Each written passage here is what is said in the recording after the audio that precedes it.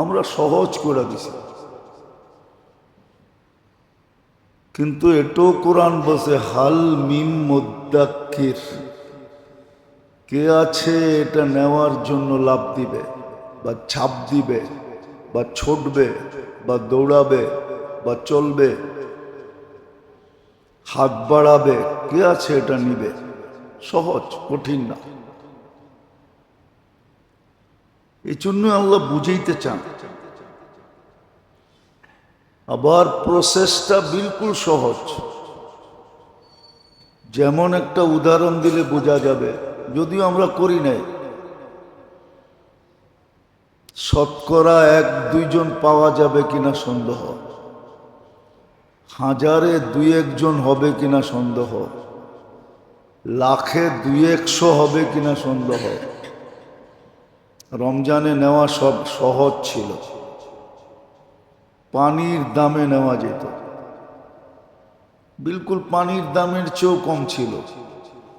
1 বোতল পানি 20 টাকা, ওটাকে ডোক হিসাবে যদি ভাগ করা হয়, 1 ডোক পানি, আধা লিটার পানিতে কয় ডোক পানি হয়, ওটা ভাগ করলে বোঝা যাবে। 1 ডোক পানির বিনিময়ে জান্নাত ছিল। খালি সুবহানাল্লাহ পয়রা শেষ করে দিতেছি, নেই তো নাই কেউ নেয় নাই। নিলে তো ইফতারির আগে সারা বাংলাদেশে একজন আরেকজনের পায়ে ধরে বসে থাকত, আমার 1 ডোক পানি দিয়া রোজাটা খোল, আমি জাহান্নাম থেকে মুক্ত হই, জান্নাত আমার কপালে মিলুক। তাহলে সবাই সবার পায়ে ধরে বসে থাকত যে তুমি আমারটা দিয়া খোলো, আমি তোমারটা দিয়া খুলি। সহজ ছিল, কিন্তু নেয় নাই, কেউ নেয় নাই। সারা 18 কোটি মানুষের ভিতরে 1800 হবে কিনা সন্দেহ আছে, যে 1800 মানুষ, 1800 মানুষকে পায়ে ধরে বসেছিল আমার পানিটা দিয়া রোজা খোল। কি আপনি বসেছিলেন কোনোদিন? বলেন, ছিলেন? কেউ ছিল না। তো পদ্ধতিটা সহজ, সফলতা নেওয়ার পদ্ধতিটা সহজ। নেকি করনা আসান হয়, নেকি করা সহজ, গুনাহ করা মুশকিল। গুনাহ করতে গেলে অনেক সময় কি বলে গোপনীয়তা রক্ষা করতে হয়, গোপন জায়গা খুঁজতে হয়। কি মনে হয় বোঝেন টোঝেন না? অনেক গুনাহ করতে গেলে গোপন জায়গা খুঁজতে হয়। নেকি করতে গেলে কোনো গোপন জায়গার দরকার হয় না। গুনাহ কঠিন, নেকি সহজ। কিন্তু আল্লাহ বুঝান কি কাজ হবে, বুঝান তো সবাইকে। এই জন্যই তো কোরআন বলে দিছে কাফা বিনফসিকাল ইয়াউমা আলাইকা হাসিবা, তোমার হিসাব দেওয়ার জন্য তুমি যথেষ্ট হবে, আমাদের কিচ্ছুই বলতে হবে না। আমরা শুধু খুলা দিব, তোমার সামনে খুলা দিব। নুসিরা কোরআনের শব্দ, একদিন আসবে তোমার সব অপকর্মগুলা তোমার সামনে খুলা দিবে। কোরআনের শব্দ নুসিরাত, খুলা দিব আমরা। যেগুলা একবারে মাটির নিচে যায় করছো, ওইগুলা পর্যন্ত উঠায় খুলা দেব। ইয়াউমা তুবলা সারাইর, যত গোপনীয়তা রক্ষা করো, কিয়ামতের দিন আমরা সব খুলা তোমার সামনে রাইখা দিব। হ্যাঁ, তুমি চিৎকার দিয়া বলবা মা লিহাদাল কিতাব লা ইউগাদিরু সগীরাতাম ওয়ালা কাবীরা, কোরআন বলতেছে। ওই দিন তুমি চিৎকার দিয়া বলবা, হায় কি লো, সবই তো দেখি সামনে, ভাবছিলাম কেউ দেখে নাই, কেউ জানে নাই, কেউ শুনে নাই, কেউ বোঝে নাই, তো সব সামনে। তখন নিজের হিসাব নিজেই করার জন্য যথেষ্ট হয়ে যাবে, নিজের সিদ্ধান্ত নিজেই নিতে পারবে আমি কোন দিকে যাব। তখন চিৎকার দিবে, ইয়া লাইতানি, আফসোস, ইত্তাখাযতু মা'র রাসূলি সাবিলা, ইয়া লাইতানি ইত্তাখাযতু মা'র রাসূলি সাবিলা। ওই দিন চিৎকার দিবে, কিন্তু কোনো কাজে দিবে না। এই জন্য খুব মনোযোগ দিয়ে বুঝি। আজকে আল্লাহ বুঝাইতেছে, আমি ভালো মতে বুঝি, নাইলে কেউ আমার সঙ্গ দিবে না, এটাও সত্য। নাইলে কোরআন এত সুস্পষ্ট কেন বলতো, ইয়াউমা ইয়াফিরুল মারউ মিন আখি ওয়া উম্মিহি ওয়া আবি ওয়া সাহিবাতিহি ওয়া বানি। কেউ কারো সঙ্গ কেন দিবে না এটাও বলে দিছে, লিকুল্লি ইমরিইম মিনহুম শা'নুন ইউগনি। প্রত্যেক ব্যক্তি নিজেকে নিয়ে এত ব্যস্ত হবে, কারো দিকে চোখ উঠায় তাকানোর সুযোগ হবে না, তাকাইতে পর্যন্ত পারবে না। মেরে আজিজো, মেরে দোস্তো, মেরে ভাইও,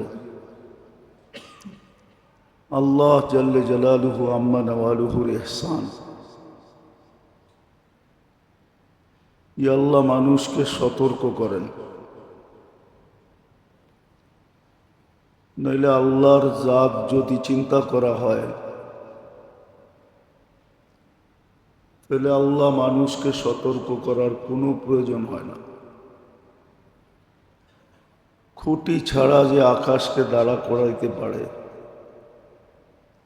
ওনার প্রয়োজন হয় না মানুষকে বুঝানো। পানির উপরে যিনি জমিনকে বিছাইতে পারে, ওনার প্রয়োজন হয় না মানুষকে বুঝানো। সৌরজগতে যদি সূর্যকে ঘুরাইতে পারে, ওনার প্রয়োজন হয় না মানুষকে বুঝানো। আমাদের দুনিয়াটাও সৌরজগতে কক্ষপথে ভাসমান, তো ওনার প্রয়োজন হয় না মানুষকে বুঝানো। আমাদের দুনিয়াটাও সূর্যের পিছনে পার ঘন্টায় ৬৬,০০০ মাইল গতিতে দৌড়াইতেছে। যে এত জোরে দৌড়ানোর পরেও আমাদের গায়ে কোনো বাতাস লাগে না, আমরা কিন্তু দুনিয়ার ছাদে বয়ে রয়েছি। ছাদে, গাড়ির ছাদে বসে থাকলে যেরকম দ্রুত গতিতে বাতাস গায়ে লাগে,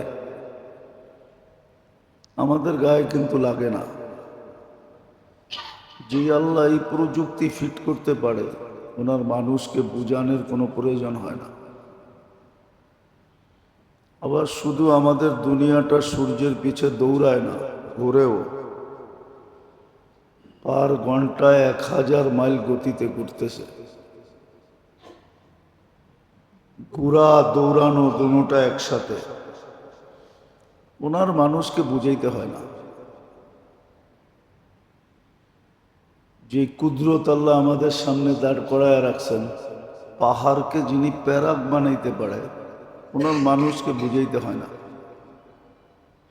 কিন্তু তারপরও মানুষকে বুঝাইতেছেন। এটারও একটা কারণ আছে, কেননা দুটা জিনিস মানুষের জন্যই নির্ধারিত। আর একটা প্রাণী আছে যেটাকে দেখা যায় না। এই দুই জিনিস দুই জাতির কপালে, দুই জাতির জন্য নির্ধারিত। এই জন্যই মানুষকে আল্লাহ বুঝান। হ্যাঁ, বহুত কম লোক আছে যারা বোঝে, বুঝান বটে, কিন্তু বুঝে এরকম লোকের সংখ্যা সমাজে খুব কম। মুসলমান সমাজে খুব কম যারা এটা বোঝে। না বোঝার সংখ্যাই অনেক অনেক বেশি। শতকরা 90 জনের উপরে না বোঝার সংখ্যায়, আর বোঝার সংখ্যায় খুব কম। সেই দুটা জিনিস হলো সফলতা অসফলতা শুধু মানুষ আর জিনের জন্য। মানুষ সফল হবে অথবা মানুষ অসফল হবে। মনোযোগ মনোযোগ, তাইলে বুঝে আসবে, নাইলে বুঝে আসবে না। নাহলে একদিন আমার জীবনটাই আমার জন্য বিপদ হয়ে দাঁড়াবে। আবার আমারটা আমারই ভোগ করতে হবে, কারো কান্দে দেওয়া যাবে না। এটা কোরআনের সুস্পষ্ট, লা তাজিরু ওয়াজিরাতুন উযরা উখরা। একজনেরটা আরেকজনের কাঁধে দেওয়া যাবে না। এই জন্যই কবি লিখছিলেন, जुर्म तो खुद करे लानत करे शैतान पर। ইমানও গুনাহ নিজে করে, কিন্তু কান্দে ডাইলা দেয় শয়তানের। শয়তানের কান্দে ডাইলা দেয়, শয়তান আমাকে করাইছে।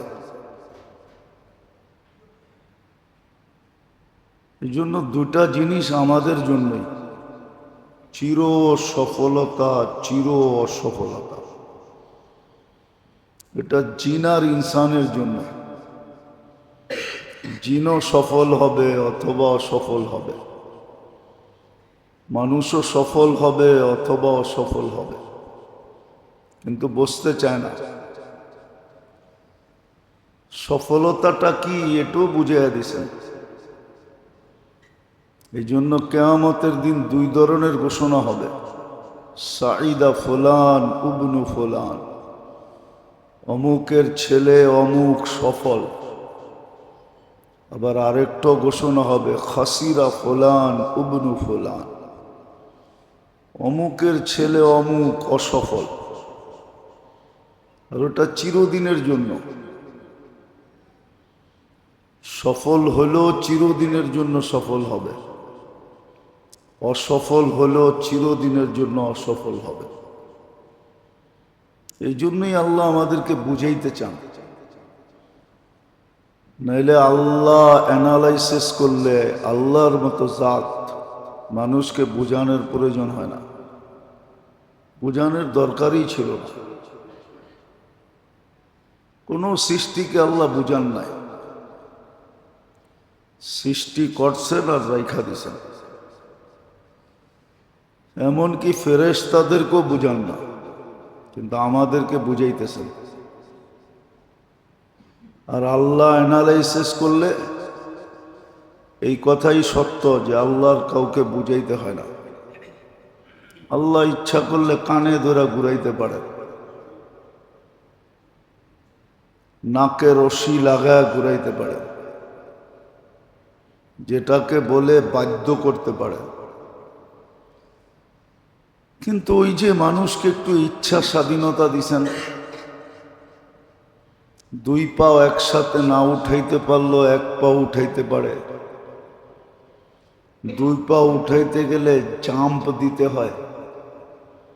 তো মানুষকে ইচ্ছা স্বাধীনতা দেওয়ার কারণে আল্লাহ মানুষকে বুঝাইতেছেন। মানুষকে আল্লাহ বুঝান,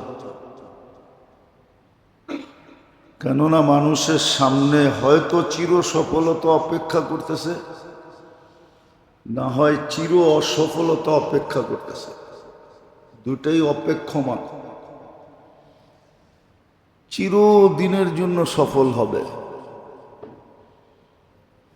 চির শান্তির যে জায়গায় যাবে ওই জায়গায় শান্তি আর শান্তি। ফেরেশতা শুধু শুধু বলবে না সালামুন তিবতুম, শান্তি আর শান্তি। তখন কবর আর কবর থাকবে না, মাটির গর্ত থাকবে না, শান্তিতে রূপান্তরিত হবে। রাউদাতুম মিন রিয়াদিল জান্নাহ, জান্নাতের বাগান হয়ে যাবে। জান্নাতের বিশ্রামগাহ হয়ে যাবে। দুনিয়ার ঘুম পূর্ণ করবে, যেটা দুনিয়াতে পূর্ণ হয় না ওটা কবরে পূর্ণ করবে। তো এই জন্য যেটা বুঝাইতেছিলাম, আল্লাহ মানুষকে বুঝান। কারণ হলো মানুষের সামনে দুটা জিনিস অপেক্ষা করতেছে। মুসলমানের জন্য দুটা জিনিস অপেক্ষমান। যে মুসলমান না, তার জন্য একটা জিনিসই অপেক্ষমান, যেটা কোরআনে সুস্পষ্ট আছে, ইন্নাল্লাযীনা কাফারু মিন আহলিল কিতাব ওয়াল মুশরিকিনা ফি নারি জাহান্নাম খালিদিনা ফিহা। ওর জন্য জাহান্নামের আগুন অপেক্ষমান, মরবে আর সিধা পচবে। কিন্তু মুসলমানের জন্য দুটা জিনিস অপেক্ষমান, আর এটা তার ইচ্ছার অধীন, তার ইচ্ছার উপরে নির্ভর। ইচ্ছা করলে এটাও নিতে পারে, ইচ্ছা করলে ওটাও নিতে পারে, সফলতাও নিতে পারে, অসফলতাও নিতে পারে। আর সফলতা নেওয়াটা কঠিন করেন নাই, এমন না যেটা কঠিন না। কোরআন এটাও বলে ওয়ালাকাদ ইয়াসসারনা